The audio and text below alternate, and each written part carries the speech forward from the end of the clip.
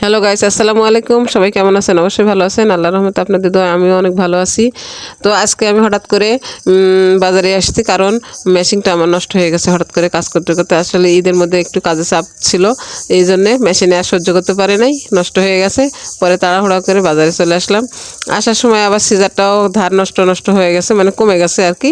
এই জন্য সিজারটাও নিয়ে আসলাম। তো অনেক খোঁজাখুঁজি করার পরেও আমি সিজারওয়ালা, মানে ধার কাটা লোক পাইলাম, তার কাছ থেকে ধার কাটা নিলাম।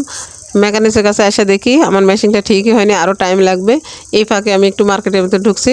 মার্কেটের ভিতরে ঢুইকা দেখি ওরে আল্লাহ, বসারই জায়গা নাই। তাও 3 পিস কয়েকটা দেখলাম, দেখার পরে প্রাইস জিজ্ঞেস করলাম। ওরে আল্লাহ, এর প্রাইস শুনে আমি কইতেছি, ভাই প্যাক খোলার দরকার নাই, আমি পরে আসবো, এই বলে পালিয়ে চলে আসছি। আসলে মার্কেট করব কিভাবে এটাই ভাবতেছিলাম। এদিকে আমার মেশিনটা আবার নষ্ট হয়ে গেছে, এই জন্যে আরও মাথাটা আমার খারাপই হয়ে আছে।